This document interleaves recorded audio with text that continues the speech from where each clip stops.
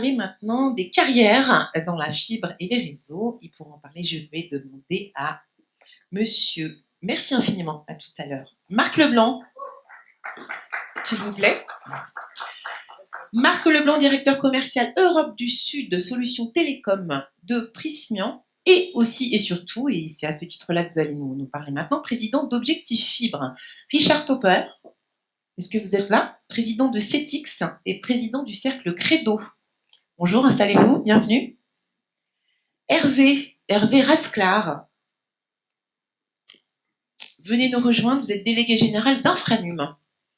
Et monsieur de la Chambre de commerce et de l'industrie du Cantal, installez-vous, je vous en prie. Tenez. Bonjour monsieur. Bonsoir, bonne nuit, Valentin. C'est ça. Je vous en prie, installez-vous, bonjour. Merci d'être avec nous. Qu'ils viennent. Merci de nous rejoindre également. Comment s'appelle-t-il? Jérémy. Bonjour. Moi aussi, je vous check, j'aime bien. Super rigolo. Jérémy Reynaud. Bonjour. Bonsoir. Voilà, c'est ça. On s'est beaucoup parlé au téléphone, mais on sait pas. Voilà, c'est ça. On était chacun, mais c'était un très bon moment. Alors, pour des raisons esthétiques et de coquetterie, notre photographe nous demande d'enlever vos badges, parce que c'est vrai que c'est pas toujours très joli sur les photos. Voilà. Voilà, ça sera plus classe sur les photos. Alors, la filière des RIP recrute. C'est quand même le sujet de cette table ronde. À peu près 20 000 nouveaux salariés, a priori, dans des métiers d'avenir et en plus au plus près des territoires, donc très ancrés en local. Pour finaliser le déploiement du programme France Très Haut Débit, et puis aussi pour le maintenir et l'entretenir, et aussi pour faire évoluer tous ces réseaux d'infrastructures qui sont désormais essentiels. Alors, on va commencer par Marc Leblanc. Oui, bonjour Marc Leblanc. Alors, vous allez parler, vous avez plusieurs casquettes, mais là, c'est plutôt en tant que président d'Objectif Fibre que vous allez vous exprimer. Je rappelle qu'Objectif Fibre regroupe 5 fédérations du secteur des télécoms. C'est aussi une plateforme collaborative qui a été créée en 2019 et qui a pour objectif d'identifier et de lever les obstacles à un déploiement massif, pérenne et de qualité. Alors, quels sont les 4 principaux axes sur lesquels travaille Objectif Fibre? Bonsoir à tous. Merci d'être restés pour cette table ronde qui est la dernière de la journée. Vous avez vu comment j'essaie de les motiver pour qu'ils partent pas. Alors, Objectif Fibre, comme vous l'avez dit, est une plateforme collaborative qui a été créée en 2009, pas en 2019. C'est peut-être moi qui ai fait une petite coquille, donc légèrement en avance de face par rapport au plan France Très Haut Débit. Alors, effectivement, c'est une plateforme collaborative qui travaille sur 4 axes pour l'objectif dont on a parlé d'identifier et de lever les obstacles. Ces 4 axes en fait vivent en parallèle. Il y en a un qui s'occupe d'identifier les bonnes pratiques pour les recenser et pour les diffuser. Un autre axe qui s'occupe de la formation, un troisième axe qui s'occupe de normalisation et le dernier qui s'occupe de communication. Donc ces quatre axes de travail sont en fait gérés par des groupes de formation, des groupes de travaux qui fonctionnent de façon parallèle. J'insiste beaucoup sur le fait que les travaux de la plateforme sont vraiment collaboratifs, sont ouverts à tous. Donc des experts se réunissent sous la férule d'un responsable pour chacun des groupes de travaux. Et chaque groupe de travail a un objectif bien particulier. Le groupe de travail sur les bonnes pratiques a comme objectif tous les ans d'identifier sur un segment de marché les bonnes pratiques à déployer. Donc regroupe dans ces travaux des opérateurs, des installateurs, des centres de formation, des industriels. Et tout ce petit monde, sur un objectif commun, identifie et se met d'accord sur des bonnes pratiques. En 2020, nous avons travaillé sur un sujet d'actualité qui était le raccordement des abonnés, donc la partie qui va après le raccordable. Donc, comment on fait pour avoir la fibre chez soi sur l'immobilier ancien. Et en 2021, nous allons faire le même exercice sur l'immobilier neuf. Tous les ans, nous identifions un sujet particulier que nous creusons et sur lequel nous publions un guide. Tous ces guides sont disponibles en libre accès sur la plateforme. Tous les travaux de la plateforme Objectif Fibre sont disponibles pour tous. Il suffit d'aller sur la plateforme. Donc vous produisez des livrables en faisant de l'intelligence collective avec des groupes de travail multi-compétences. Exactement. Et la dernière nouveauté que nous avons fait, c'est que nous essayons de rendre ces guides de plus en plus interactifs pour qu'ils soient utilisables par les installateurs sur le terrain et que ce ne soit pas uniquement des guides papier. Le deuxième groupe de travail, c'est la formation. Donc, nous travaillons énormément sur le sujet de la formation pour aider les centres de formation en fait, à développer des programmes de formation pour répondre aux besoins du marché. Dans ce groupe de travail formation, nous travaillons bien évidemment avec les centres de formation qui sont les partenaires de la plateforme. Et nous travaillons aussi avec les prescripteurs, que ce soit le Pôle emploi, les antennes locales, les missions locales. Troisième axe de travail qui est très important, c'est la normalisation, juste pour s'assurer que ce qui est normalisé est cohérent avec ce qui se fait sur le terrain et réciproquement. Ça évite de faire n'importe quoi et d'avoir deux mondes qui ne se parlent pas. Alors, est-ce qu'on pourrait imaginer un jour une norme ISO, une standardisation ou c'est... Ah, mais il y a énormément de normes. Il y a énormément de normes ISO, AFNOR, qui sont justement écrites par des experts, et nous, en tant qu'Objectif Fibre, on fait en sorte que ces normes collent aux réalités du terrain et vice-versa. Ça, c'est très important. L'idée étant que ces deux sujets, normes et opérations, se développent de façon cohérente. Et le dernier axe de travail qui est très important, c'est communiquer sur les métiers de la fibre optique. Il y a eu plusieurs interventions tout à l'heure de la part d'un certain nombre de personnes qui expliquaient que un des problèmes, c'est de sourcer des ressources, donc d'expliquer ce que sont les métiers de la fibre optique. Objectif Fibre a beaucoup travaillé dans le cadre d'un EDEC optique, qui s'est clôturé il y a 2 ans désormais, pour développer des outils de communication. Le premier de ces outils de communication étant de cartographier les métiers. Ça peut paraître idiot, mais il y a encore 3-4 ans, il était assez difficile d'avoir une bonne vision des métiers liés au déploiement de la fibre optique. Donc voilà les quatre axes sur lesquels travaille la plateforme. Alors, vous m'offrez une transition magnifique pour ma question suivante. Quels sont les secteurs qui ont besoin de nouvelles recrues? Est-ce que c'est dans les infrastructures, plutôt dans les projets chefs de projet? Est-ce que c'est des ingénieurs? Est-ce que c'est des commerciaux? Est-ce que c'est des logisticiens? Ou est-ce que c'est un peu tout ça? Alors, je dirais que c'est un petit peu tout ça. La grande difficulté, en fait, c'est qu'il faut bien voir que tous les projets ne sont pas au même stade de déploiement, sont pas au même stade de maturité. Donc, évidemment, les premiers besoins qui sont faits jour il y a déjà plusieurs années, c'était le déploiement du réseau, donc pour faire du raccordable. Donc là, on avait besoin d'ingénieurs, on avait besoin de conducteurs de travaux, de bureaux d'études, etc., etc. Plus on va aller vers l'abonné, plus va se faire jour et se fait jour déjà aujourd'hui la nécessité d'avoir des ressources sur le dernier mètre, c'est-à-dire le raccordement des abonnés. Donc, quand la prise est dite raccordable, bah, il reste quand même les 10, 20, 30, 40 derniers mètres pour aller dans votre salon, dans votre bureau. Donc, et c'est là que ça se joue, finalement. Bah, c'est là que ça se joue, parce que c'est là qu'on voit le résultat de ce plan France Très Haut Débit. L'idée, à la fin, c'est pas de faire que du raccordable, c'est quand même de faire du raccordé. Je pense que les opérateurs seront d'accord là-dessus. Donc, on voit évidemment une augmentation très forte du besoin pour faire ce raccordement d'abonnés, mais il en demeure pas moins que localement, chaque cas va être un peu particulier en fonction de la maturité des différents réseaux. Il y a encore des réseaux sur lesquels on a encore besoin de beaucoup de ressources pour faire du raccordable. Dans d'autres réseaux, on est en train de basculer massivement vers le raccordement. Donc il faut bien avoir en tête cette variété. Oui, ça dépend de l'état d'évolution du déploiement, et les métiers sont en corrélation directe avec ça. Merci beaucoup. Alors Richard Popper, président de CETIX et président du Cercle Credo. Alors, CETIX, c'est un des principaux cabinets indépendants spécialisés dans la conception et le pilotage de projets sur les réseaux très haut débit. Et vous êtes... Alors, CETIX, on rappelle aussi que vous êtes présent sur 15 pays, donc ça nous permet d'avoir des comparaisons. C'est intéressant de comparer la France avec ses voisins européens. Et vous êtes un spécialiste des télécoms depuis 40 ans. Je me permets de le dire parce que c'était le fruit de nos échanges, et particulièrement de la fibre FTTH. Je rappelle aussi qu'au moment où vous êtes formés, les ingénieurs n'ont pas forcément tous massivement choisi les télécoms comme spécialité. Et aujourd'hui, vous êtes avec nous pour vous exprimer en tant que président du Cercle Credo, qui est un centre de réflexion et d'études pour le développement de l'optique. C'est une association loi 1901 qui regroupe des expertises variées sur le sujet de la fibre optique et du très haut débit.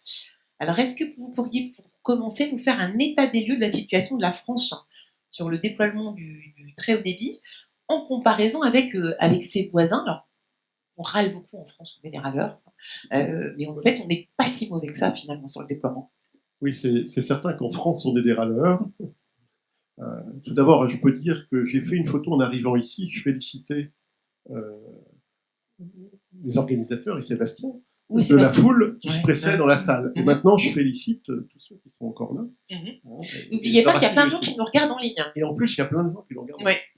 Donc, en fait, en France, on est clairement en avance aujourd'hui, et ça a été rappelé par les ministres, dans tout ce qui est le câblage des zones rurales, hein, des zones moins denses. Et pour vous donner un chiffre très simple, hein, donc nous, on est une société de conseil d'ingénieurs. Donc, on a un établissement en Allemagne, un autre en Grande-Bretagne. On travaille aussi dans les pays comme le Canada. Mais donc, en France, on peut dire qu'il y a à peu près 70% des logements couverts par la fibre. En Grande-Bretagne, c'est 20%. En Allemagne, c'est 8%. Alors après, vous avez deux approches. Une approche de dire, ah, on n'y arrivera jamais dans ces pays-là. L'autre approche, c'est de dire, au contraire, On va vite. c'est une opportunité extraordinaire pour les entreprises françaises de se développer international. Le problème principal qu'il faut savoir, c'est que dans ces pays-là, c'est bizarre, mais ils ne parlent pas français. Mhm. Et donc, c'est un frein qu'on a aujourd'hui. Typiquement, dans toutes les organisations européennes, le credo que je préside est aussi membre du FTTH Council, qui est l'organisation européenne. La première condition, c'est de parler anglais. Et les ingénieurs, ils parlent pas anglais? Les ingénieurs, si, mais pas les acteurs français. D'accord, ok. Hein, et donc aujourd'hui, en fait, la France, on a une situation où on a une avance. Ensuite, le deuxième point, c'est que ce qu'on nous dit aussi, c'est que vous avez été en avance, vous avez été très vite, mais peut-être que vous avez été trop vite.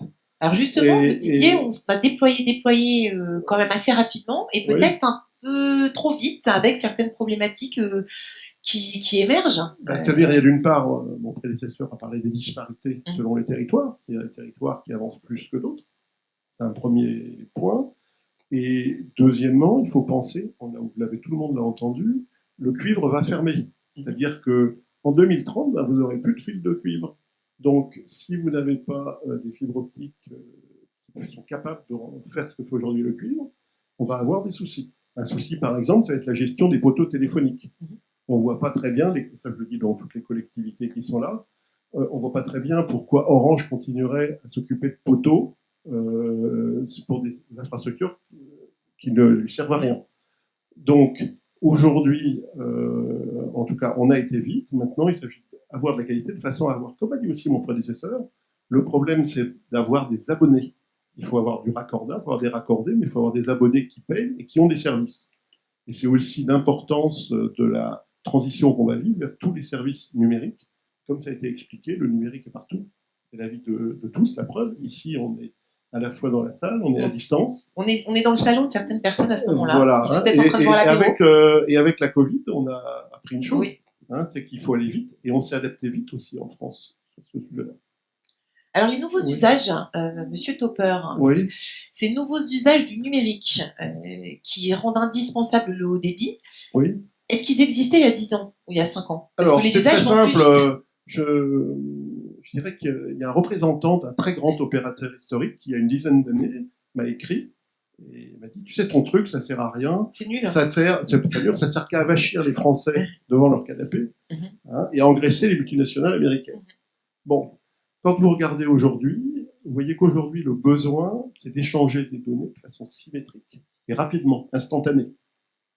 C'est-à-dire, c'est ce qu'on vit avec typiquement le télétravail, la visioconférence, le partage de fichiers. Vous voyez, demain, je fais une présentation aussi, je reviens demain.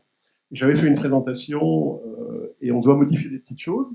Et la personne qui le fait n'a pas encore réussi à me le télécharger parce qu'on n'a pas assez de débit. Voilà, un exemple typique. Donc le transfert va tourner toute la nuit. Non, on va prendre une clé USB. D'accord. Ça va être du vélo processing. Ouais, okay. C'est ce qu'on faisait à l'époque, il ouais. y a longtemps. Mais donc, ce que je suis en train de dire, c'est que le besoin, il est clair. Avant, c'était simplement regarder la télé, regarder du divertissement. Aujourd'hui, c'est aussi changer complètement votre vie. Parce qu'en effet, quand on s'est parlé, par exemple, moi c'est pareil, en ce moment j'ai 5 petits-enfants à la campagne, j'ai les mêmes soucis, on a besoin d'un coin calme, mais on a aussi besoin de pouvoir communiquer avec autrui, donc avec beaucoup de débit, et ce qu'on appelle peu de latence. La latence, c'est le temps qu'on met, le ping. C'est le délai entre exactement. émetteur-récepteur. Et donc ça, aujourd'hui, grâce au plan France Très Haut Débit, grâce au fait de vouloir finalement câbler toute la France, on va pouvoir travailler n'importe où dans ce pays.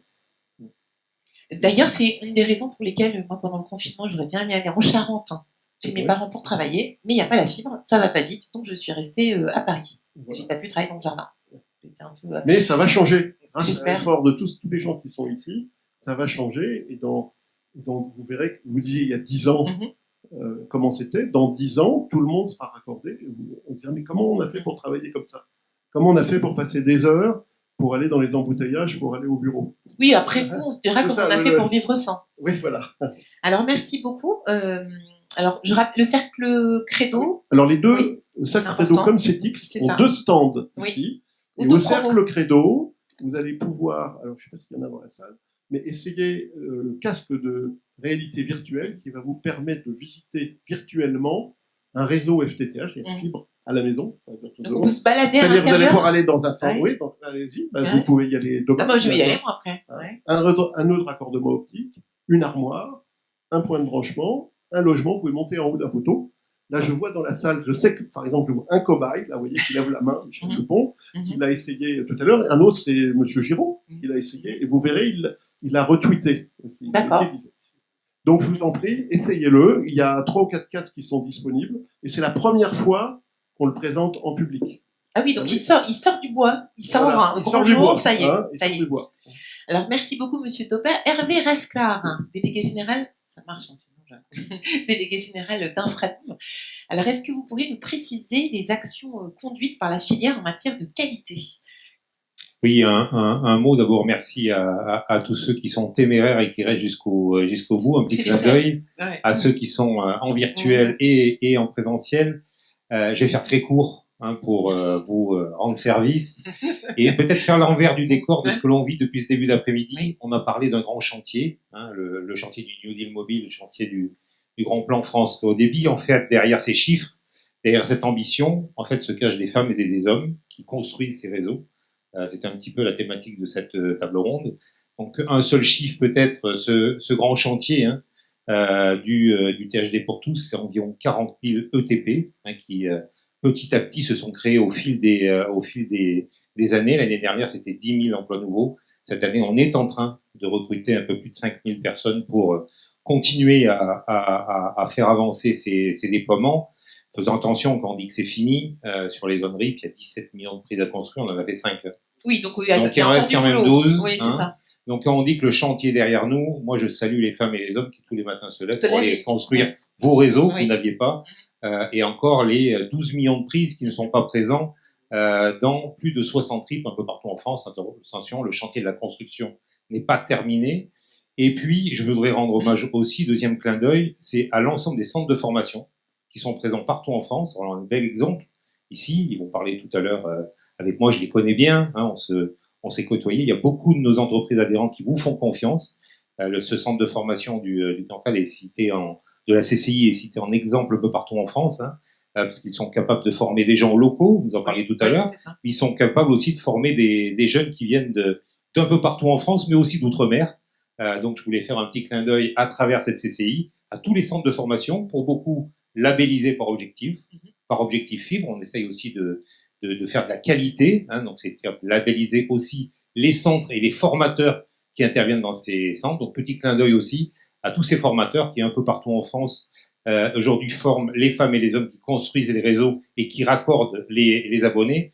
Et petit clin d'œil aussi pour eux, puisque l'année dernière, je vous l'ai dit, on a été capable de former, malgré le Covid, plus de 10 000 personnes. Donc, on a su s'adapter. Ces centres de formation ont été résilients. Ils ont su, même à travers le Covid, donc faire face et donner des chances à ces jeunes. Et puis, dernier petit clin d'œil, derrière ces réseaux, il y a aussi un formidable chantier d'insertion.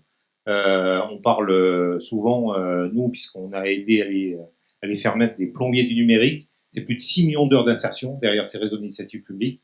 Donc, il y a énormément de jeunes qui étaient éloignés de l'emploi. Ça ramène des personnes tout à fait, qui ont trouvé aujourd'hui un boulot déjà, et qui ont aussi trouvé un ascenseur social, parce qu'on a cette particularité dans le monde de la construction d'avoir d'énormes opportunités de progression. Et on a fait témoigner il n'y a pas très très longtemps dans différents événements des jeunes qui, au bout de 3-4 ans, aujourd'hui pilotent des projets dans des départements, qui sont montés en compétences très très vite, qui sont passés par la case d'insertion et qui ont très vite pris des responsabilités Donc derrière, voilà, ce regard, j'espère qu'il ne me contredira pas tout à l'heure. Et à travers ces quelques secondes de prise de parole, je voulais faire ces 3 clins d'œil et aux gens qui construisent, parce qu'on a beaucoup entendu les opérateurs. Vous avez beaucoup d'ETI et beaucoup d'entreprises un peu partout en France qui construisent ces réseaux, au centre de formation, et puis aussi à toutes celles et tous ceux qui font vivre l'insertion dans ce monde des télécoms, qui sont très importants pour nos jeunes qui sont en quête de devenir et de sens dans notre société. Merci. Merci infiniment, Hervé Rasclar, pour cette intervention pitchée, finalement. Et donc, bravo, ça me permet de donner la parole à votre voisin, monsieur Bernard Villaret. Vous êtes président de la Chambre de commerce et d'industrie du Cantal. Je crois que vous remplacez monsieur Henri Manès, qui est vice-président. Vice-président en charge de la formation. Et effectivement, c'est lui qui est un entrepreneur et aujourd'hui, il a eu un empêchement. Donc, effectivement, on va vous parler. Mais enfin, je ne sais pas si j'ai beaucoup de choses à dire. Il est parfait. Entre ce qui vient d'être dit et ce qui va être dit tout à l'heure, moi, voilà. Je pense que je n'aurai très peu de choses à dire. Alors, l'activité des profils formés au sein du campus THD, la Chambre de commerce et d'industrie du Cantal, donc un des premiers campus labellisés, peut-être que le plus simple, ça serait de nous présenter. Vous disiez mon stagiaire. Alors, je vais présenter un petit peu Bien sûr. le centre, le campus de la CCI, donc effectivement, et son centre national de formation au très haut débit, puisque aujourd'hui c'est d'actualité. Donc effectivement, il est labellisé Objectif Fibre, c'est clair. Il a été aussi labellisé, M. Bonichon, il est parti je pense, mais il est labellisé Campus Région hors mur. Donc effectivement, on peut s'appuyer, sur ses référents. Et derrière, ce sont 400 stagiaires chaque année qui passent au sein de la Chambre de commerce et d'industrie, et effectivement des stagiaires qui viennent de toute la France, parce qu'effectivement, les 400 stagiaires qui seraient formés uniquement pour travailler dans le Cantal, effectivement, les prix seraient vite raccordés, ça serait vite, mais là, effectivement, on travaille. Vous voulez bien qu'on vienne s'installer, mais pas trop nombreux quand même. C'est un peu ça. Alors, justement, c'est un moyen, il faut quand même savoir que pour un département comme le nôtre, avoir des formations de ça a permis à un certain nombre de stagiaires de former un projet, et un projet pour s'installer dans le département. Donc on en a, il faut quand même le savoir, c'est pas l'objectif premier, mais ça fait partie, d'un des objectifs un petit peu d'un centre comme le nôtre. Et puis après, c'est effectivement de s'appuyer sur les demandes des opérateurs, sur les demandes des entreprises, pour mettre en place la formation qui leur convient. Et quand on parle de formation, effectivement, on parle du fibre, mais on a aussi une mixité, parce que j'ai entendu que 2030, c'est la fin du cuivre, mais il y aura d'ici 2030, il va quand même falloir avoir des compétences, il y a un certain nombre de départs à la retraite. Donc aujourd'hui, nous avons, des formations qui sont mixtes. Oui, pour accompagner cette transition, ça ne se fait pas, je suppose, en un claquement de doigts. Et donc derrière, pour la partie, THD, nous nous orientons un petit peu vers, d'autres formations. Et là, ça va dans le sens, de ce que nous a dit le ministre tout à l'heure, Cédric O. On est dans la politique d'usage et on va rentrer dans des formations autour de la Smart City. Et donc là, dès l'automne, on met en place une rue connectée avec une place connectée pour effectivement travailler sur les usages du numérique. Éclairage, mobilité, le trafic au centre-ville. Et voir aussi les voiries, tout ce qu'il peut y avoir, comme produit technique. Ça va servir effectivement à faire de la formation, mais ça va servir, et là je m'adresse aussi au niveau des collectivités, d'être un élément pédagogique pour les services techniques des collectivités, pour effectivement voir ce qui peut se passer et le voir en réel. Merci beaucoup, monsieur le président. Pourriez-vous présenter votre voisin ou alors Donc, je vous présente Jérémy Reynaud, qui est effectivement stagiaire chargé d'affaires au sein, de la CCI et de notre campus. Et je le remercie, d'être là, puisqu'il est en formation. Donc, il a voulu, témoigner. Il a beaucoup insisté pour prendre la parole et vous avez fini par céder et lui dire oui. Et ça sera peut-être le mot de la fin et certainement le bon mot. Alors, c'est vous qui allez clôturer ces échanges. Alors, Jérémy Reynaud, comment vous avez entendu parler de ces formations? Quand est-ce que vous avez commencé et comment ça s'est déroulé? Alors en fait, déjà, j'ai connu donc le centre sur Internet, mais initialement, j'étais conseiller clientèle chez Orange, c'est comme ça que j'ai découvert la fibre, et j'ai découvert en fait qu'il y avait un marché vraiment porteur en termes d'emploi, et de progression également, perspective d'évolution. Donc j'ai essayé de faire une reconversion, et je voulais d'abord passer par le terrain pour justement savoir de quoi je parle. Donc je fais une formation de technicien initialement. J'ai travaillé donc pendant un an chez ERT Technologies, Et par la suite, donc, j'ai décidé de faire cette formation chargée d'affaires, parce que j'ai toujours voulu être responsable et donc de lier en fait mes compétences donc, commerciales, de management, mais également de technique. Et donc j'ai contacté le centre. Et à ma bonne surprise, j'ai découvert que la région finançait ma formation. Donc j'ai décidé de venir effectivement d'assez loin. Vous êtes basé où? Dans les Alpes-Maritimes. D'accord, ouais. Donc je suis venu, je suis financé également, je suis logé par la formation. Ah, donc on propose région, aussi un hébergement, ça compte beaucoup pour les Absolument. petits budgets, ça compte, ouais. Surtout quand on est demandeur d'emploi. Mhm. Et donc ça fait déjà 4 mois que je fais cette formation. Je vais partir en stage donc, pour Circe. Et j'espère bien derrière aboutir sur un... Et alors, est-ce que ça ressemble à des cours un peu comme quand vous êtes, je ne sais pas, étudiant au lycée, ou alors c'est que des modules très pratiques? Alors, ça reste sur le pratique, sur le métier qu'on va faire, pas de matière générale, mais c'est quand même des cours, des vrais cours en diapo, etc. Donc, on travaille également sur le financement, sur les logiciels de bureau d'études. C'est assez complet, puisqu'on va devoir en fait faire le lien avec ces différents secteurs pour pouvoir faire aboutir les projets. Et vous êtes combien? Il y a une promo avec plusieurs personnes? Quand vous y allez, on est 10 dans cette promo, mais de ce que je vois, ça s'enchaîne, que ce soit pour les conducteurs de travaux, les chargés d'affaires. Donc, pas mal de gens qui veulent se lancer dans cette aventure. Alors, quand est-ce que vous terminez? En décembre. En décembre Début prochain. décembre. Et quels sont vos projets après pour la suite? Alors déjà, vous retournez dans le 06 ou vous restez dans le Cantal? Déjà, donc me stabiliser dans un emploi pérenne, prendre de l'expérience. Donc effectivement, dans un premier temps, plutôt vers chez moi. Mais je suis conscient que le futur se passe dans les zones rurales. Et donc en fait, je vais être ouvert aux différentes opportunités pour avoir des perspectives d'évolution et peut-être aller au-delà du chargé d'affaires. Qui sait? En tout cas, merci beaucoup Jérémy Reynaud pour votre témoignage. Et puis c'était important d'avoir en fait le témoignage de quelqu'un qui fait la formation. Je vais vous remercier tous les 4. Marc Leblanc, directeur commercial de Prismian et président d'Objectifs Libres. Richard Topper, président de CETIX. Il y a beaucoup de présidents autour de moi, ça fait presque peur, autant de présidents. Non, c'est fou tous ces présidents. Richard Topper, président de CETIX et président du Cercle Credo, Twice Presidents. Hervé Rasclar, merci beaucoup, délégué général d'Infranum. Monsieur Bernard Villaret, président également de la Chambre de commerce et de l'industrie du Cantal. Et merci à vous, Jérémy Reynaud, pour votre témoignage. C'est la fin de cet échange, de cette table ronde. Veuillez nous excuser pour le léger retard. Oui, on a rattrapé, mais j'ai perdu 3 kilos. Merci beaucoup, merci de votre attention. Et surtout, merci à Sébastien. Bravo à tous. Merci Isabelle. C'était un exercice périlleux.